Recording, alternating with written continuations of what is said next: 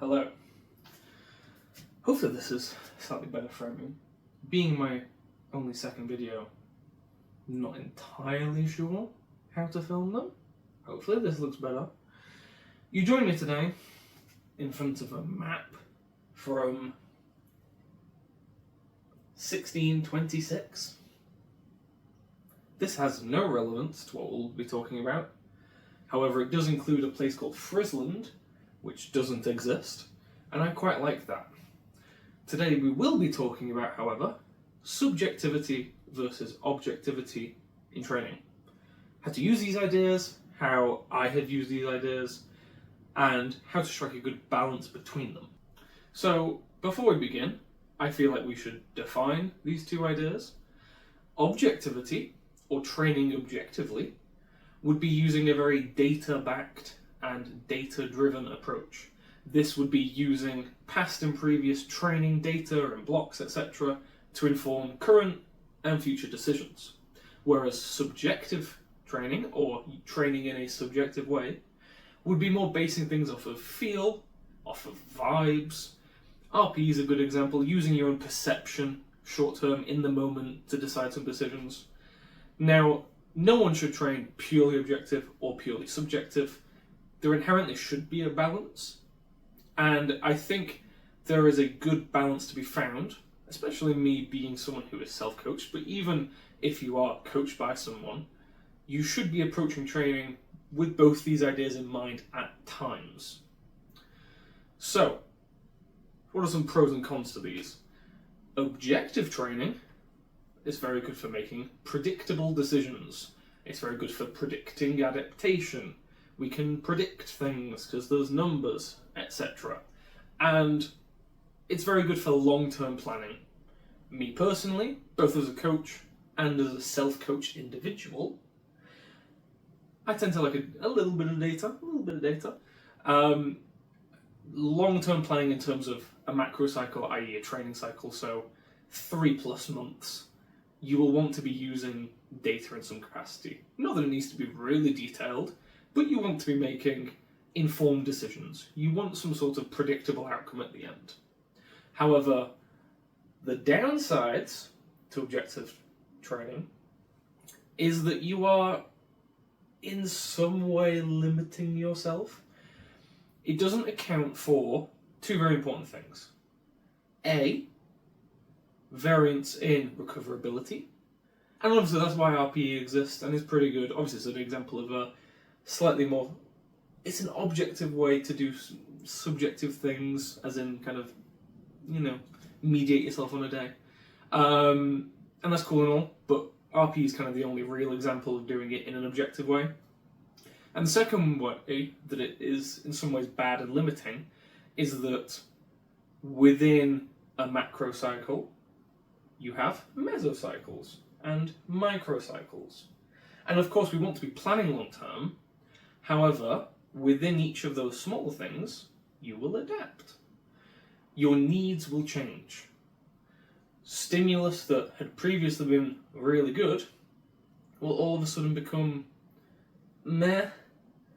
And so subjectivity is really good because you can feel out what you need.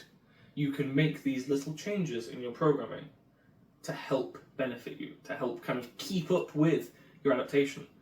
Whereas if you just plan objectively and you never deviate from the program, you may find yourself stalling because you can't keep up with your adaptation. On the other side of things, subjectivity is pretty good for the things I just mentioned. You can account for daily variance in recovery, weekly variance. You can accommodate for things adapting. You can still follow the objective long-term plan, but subjectively change things within that to help push you towards the goal. And also vibes. It's good to give in to vibes. You want to just max out on every sort of pressing movement? Fuck it, do it, why not? However, the cons, obviously, long-term decision making, not very good. You need data to be there. And it's hard basing things just subjectively with no previous data to know what will work and what won't work.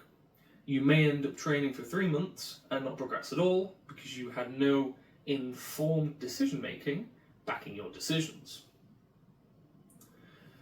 This is all to say that a balance between objective and subjective is needed. And long-term planning should be very objective. You should have rough ideas of where you want to go, what movements you want to progress, but maybe shorter term, some subjectivity is needed to accommodate for both recovery and also your adaptation.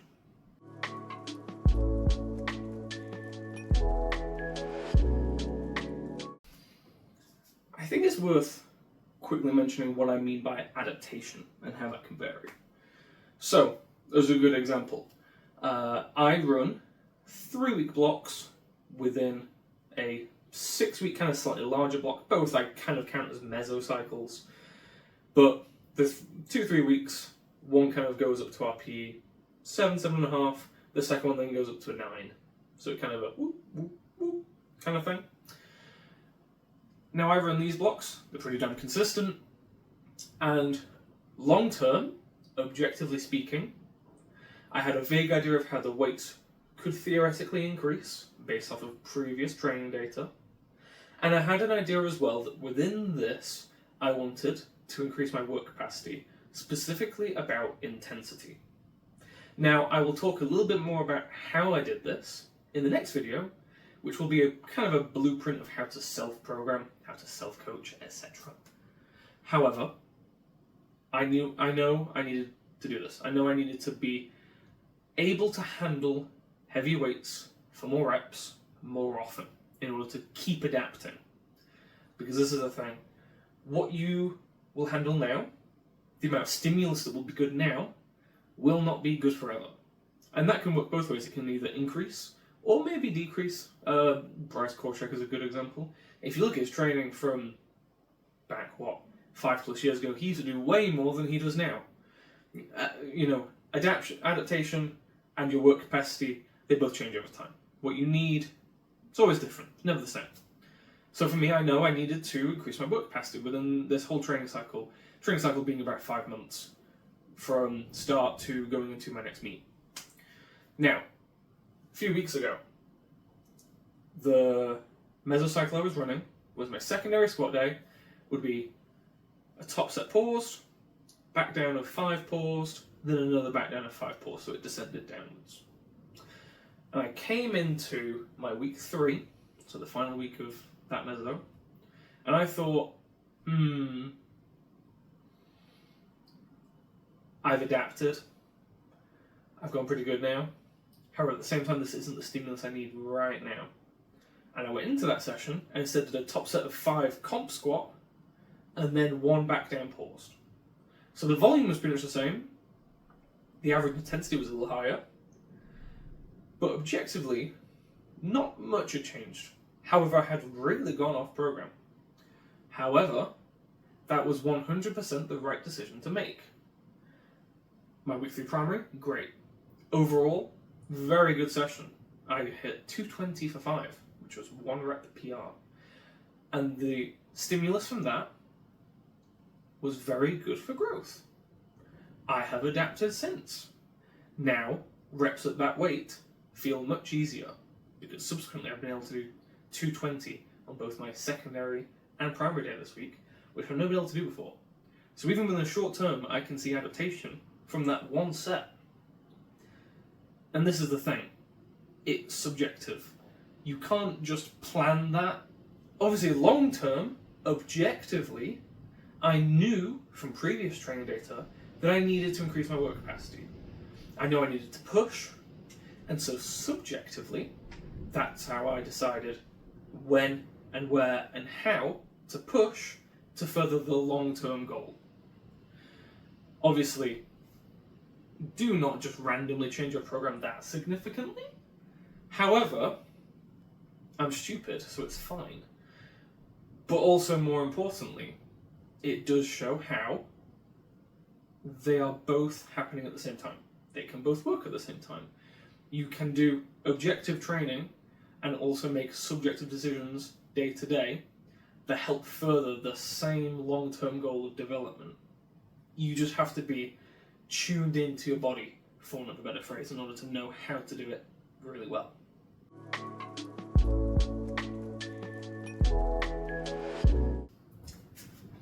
I just want to mention as well, I have gotten through this so far without basically any stuttering. The first video I did, I had to re-record every section like 3 times because I kept getting it wrong. I have just like spewed out words. I hope this is coherent.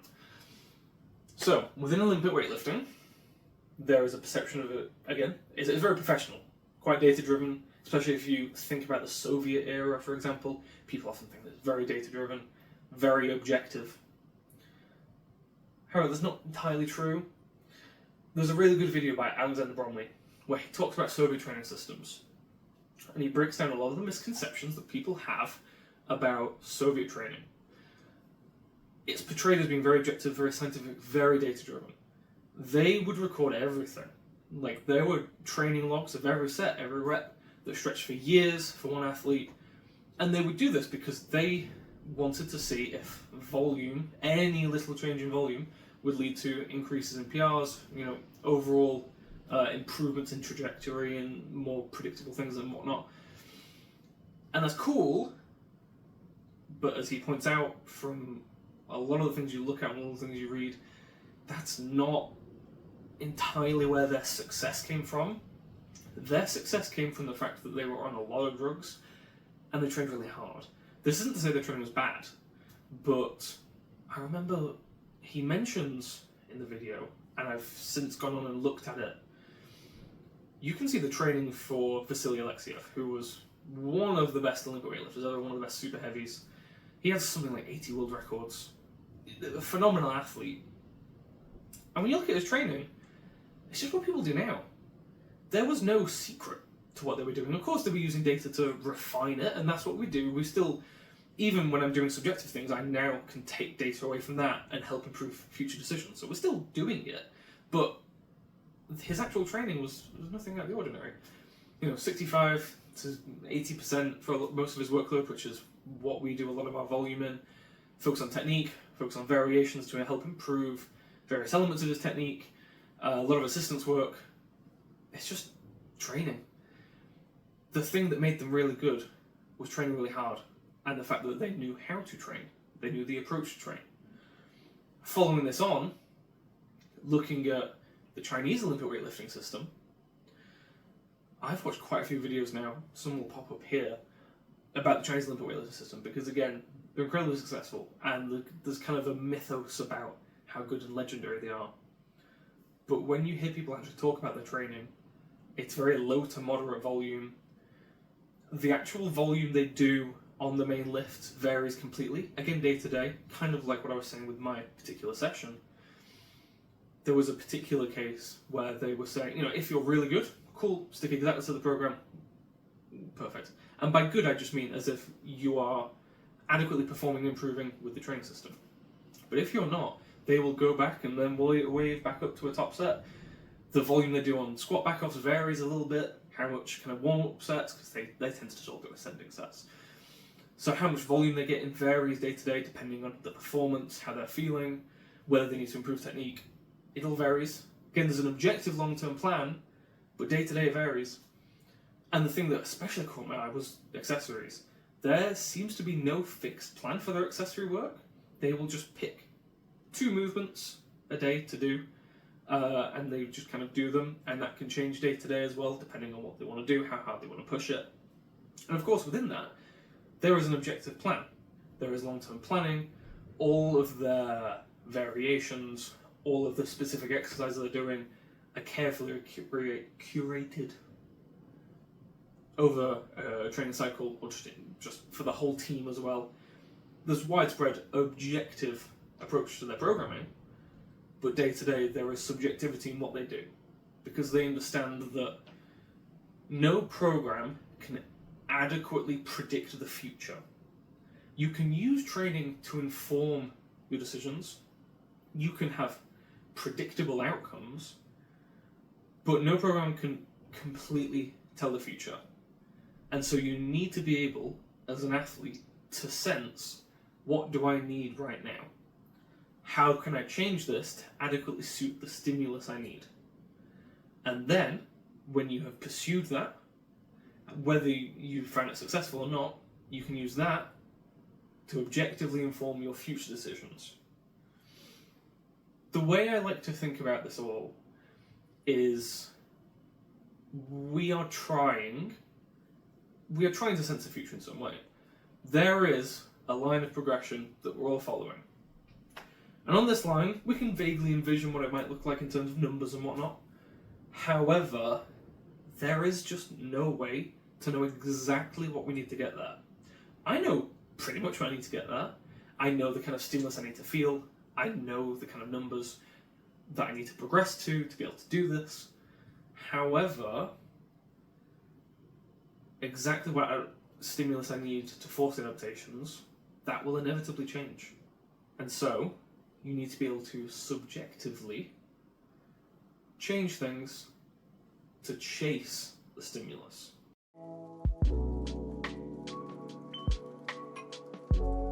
If the only thing you take away from this video is that adaptation and stimulus are varied, that what you will need now is not what you will need in the future, and that you will need to change your stimulus to continue to chase adaptation, then that's great.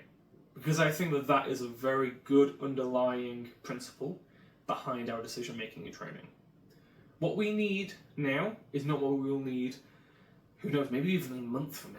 What we need in a month from now is not what we will need in a year from now. Of course, cool, if you are lucky and what you need is the exact same thing over and over again, cool. But I imagine for most people, if they look at their program now versus a year ago from that, it probably won't look the same. And if it does look the same, there's probably a chance you just haven't grown much in that time. Because what we need does change. So we should use objective training approaches to make long-term informed decisions. We can use past training data, even if it's just, oh wow, the last 2 blocks, I felt pretty good doing this. Just have a look at it. There's enough data in that to make some good decisions. However, we need to be able to make these little changes here and there to feel out what we need. If you only ever do the exact same thing over and over again, you will not adapt. You need to be able to chase stimulus. More stimulus is needed. Lots of stimulus. You get the picture. More stimulus is needed. And how you get the stimulus will always change. If the framing looks any different, that's because my camera ran out of storage. So here we are again. Hopefully this video has been vaguely interesting, or vaguely informative. This is hopefully going to be a precursor to the next video, which will be a bit more of a blueprint, I think I mentioned earlier, a bit more of a blueprint of how to do self-coaching. For the vast majority of my time doing powerlifting, and before powerlifting obviously, I've always been self-coached. I've run quite a few kind of template programs. Last year, no, I've run 2 template programs. One of them I just ran through like 3 or 4 times. So that counts, there's like a year of training.